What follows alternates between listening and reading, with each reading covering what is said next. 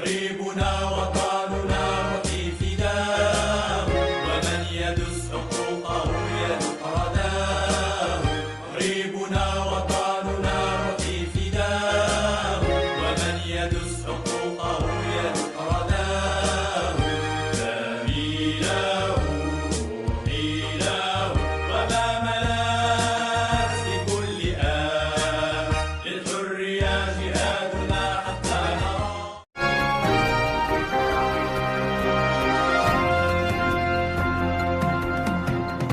مغربنا وطننا وفي فداه، ومن يدس حقوقه يذوق رداه. مغربنا وطننا وفي فداه، ومن يدس حقوقه يذوق رداه. دمي له روحي له، وما ملأت في كل آن، للحرية جهادنا حتى نرى.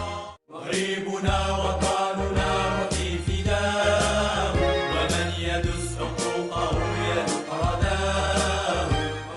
ويؤلمنا ألما شديدا أن تجري في أرض جاراتنا الجزائر الشقيقة معارك يتسع نطاقها يوما بعد يوم، وما أشد رغبتنا في أن تباشر مفاوضات بين جميع من يهمهم الأمر بتسوية النزاع القائم، تسوية تتفق وميثاق الأمم المتحدة الذي يعترف للشعوب بحق تقرير مصيرها.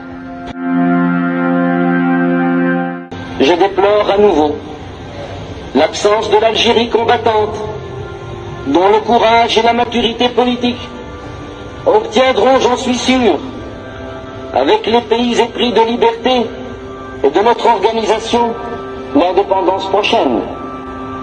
Je voudrais à ce propos marquer au passage le déséquilibre évident et incompréhensible à tout homme sensé de la position de la France qui, d'une part, peut parrainer l'admission à l'ONU de 11 pays encore sous sa tutelle au moment où commençait le conflit algérien, et qui, d'autre part, mène en Algérie la plus impitoyable des guerres de répression. Monsieur le Président,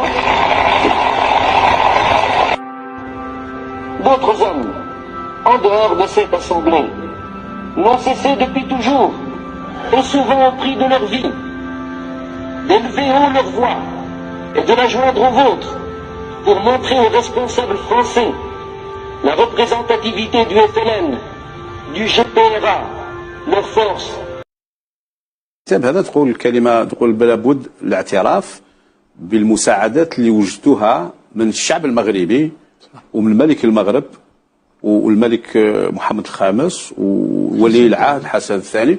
قلت بأنه كانت مساعدات كبيرة للثورة الجزائرية. هل يمكن تكلمنا باختصار عن هذه الأشكال تاع المساعدة تاع الشعب المغربي؟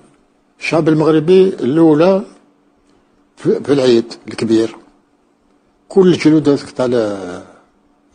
تاع الكباش يلموهم كامل من الشعب، يبيعوهم ويعطونا دراهم للجبهة. هذا من ناحية الشعب. من ناحية الملك ولا الملوك، يعني ولا السلاح كيجي لحنا من الخارج، يجي ينزل في دار البيضاء. شكون اللي يستقبلوه؟ مغاربة. الجيش الملكي. الجيش الملكي هو اللي يستقبل، يخبيوه عندهم ومن بعد يعيطونا حنا نديوه. هذا في وقت محمد الخامس وفي وقت حسن الثاني. حسن الثاني قال لك شوفوا احنا نعطيكم السلاح، وعطونا السلاح هما بروحهم. قال لك بصح ما نحبوش كرتوشه واحده تحكي بها في بلادنا، تديوه يروح ديراكت تدخلوه ولا تدخلوه. هكذا كان الحال. انا خطراها انا مازال عقل عليها، جاب لنا قال لي شوف نهار فلان هو بوصوف يقضى المسؤوليه تاع الارمامون ورابطه مون جنرال، قدم لي حسن دو، قدم لي السفير روسيا، قدم لي السفير يوغوسلافيا، سفير بلغاريا. قال لهم كل ما قص السلاح ولا كذا سي منصور. سي منصور. دونك من ناحيه المغاربه يعني في الحقيقه ما نجموش نذكروه. ما نقدروش ننكروا هذا. مش نذكروه. بالك الناس اللي ما على بالهمش يقول لك هذا راه يبالغ. مي انا ما نبالغش انه هذا انت عشتها انت كمسؤول. أنا عشتها. وباش نزيد حاجه، انا ما كتبتش كتاب على الثوره الجزائريه، كتبت الكتاب على الشيء اللي شفته. شهادتك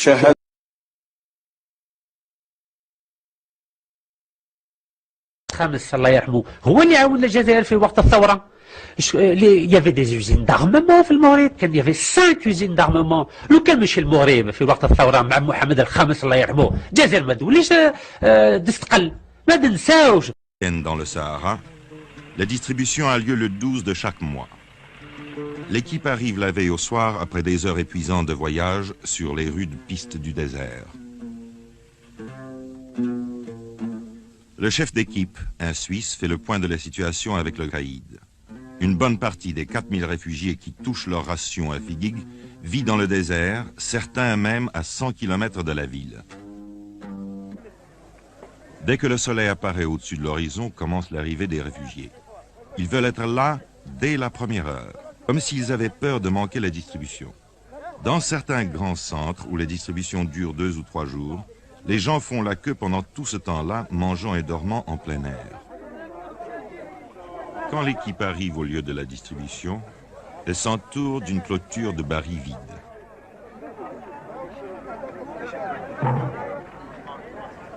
Voilà les queues maintenant organisées, les femmes d'un côté, les hommes de l'autre.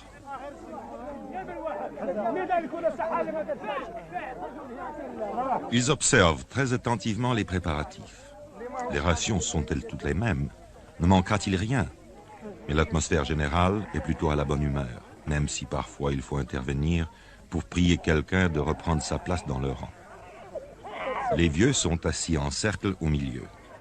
Dans toutes les communautés musulmanes, les plus vieux chefs de famille sont entourés d'un grand respect. C'est pourquoi on leur laisse la priorité.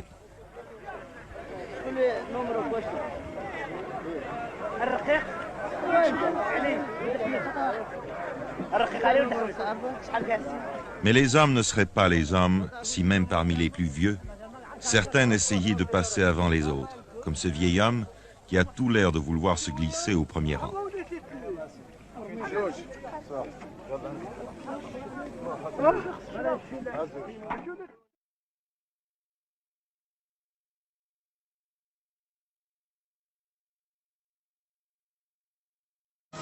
في 1964 لجبهة التحرير الوطني طرح شعبان مشروع تطهير الجيش من الضباط الفارين من الجيش الفرنسي، ولقى هذا الطلب صدى لدى المؤتمرين، إلا أن بومدين دافع عن فكرة الاستعانة بهؤلاء الضباط في عملية تدريب وتأطير الجيش أفضل من الاستعانة بفنيين أجانب، وقال كلمته المشهورة: من هو الطاهر بن الطاهر الذي يريد تطهير الجيش؟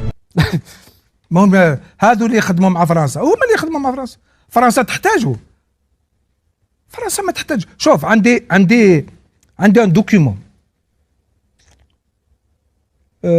سبتمبر 62 سيني بار لو سكرتير جينيرال دو مينيستير دو لا ديفونس. على بالي باللي لما نتكلموا على العسكر سي با بيان. لا ديفونس تاعنا تاع الجزائر يعني. سكرتير جينيرال تاع المينيستير تاع لا ديفونس سبتمبر 62 يكتب الوزير الدفاع الفرنساوي سيني كولونيل شابو. كولونيل شابو ثاني مجاهد كبير كان مع فرنسا وفي سيد الارمي فرنسا. لا معروفه قضيه الاطارات الضباط الفرنسيين اللي جاوا بعد سي مارتين، هذه حكايه كما يقولوا خليني نولد وضربني به. كتب له بريه يقول له: مسيو المينيستر لا ديفونس جو فو دوموند دو مو دوني لا ليست تاع الجزائريين اللي راهم موجودين حاليا 62 ضمن الجيش الفرنساوي اللي حبوا يجيو الجيش الجزائري يلقاردرون لور غراد اي لور ستاتيو. جابوا لي لي زوفيسي تاع الارمي فرنسي يحكموا فينا. لا بومدين يكره زوج حوايج، يكره المجاهدين ويكره القبائل. بومدين ما دارش ثوره ويكره المجاهدين. بومدين يكره المجاهدين. بومدين ما دارش ثوره ويكره المجاهدين. بومدين يكره المجاهدين.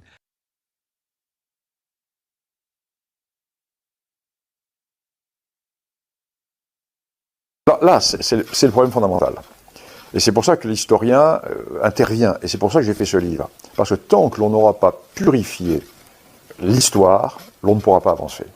Parce que entre la France et l'Algérie, tout est dans le non-dit, dans le psychanalytique, dans le psychologique.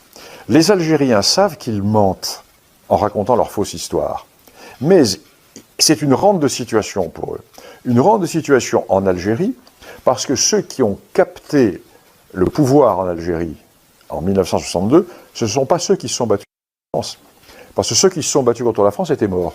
Il n'y avait plus de maquis. Ce sont les planqués qui étaient en Tunisie et au Maroc, c'était les politiques. Et ce sont ces gens-là qui ont pris le pouvoir et qui, pour justifier leur prise de pouvoir en Algérie et la mise en coupe réglée du pays, mettent en avant les hauts faits de résistance auxquels ils n'ont pas participé.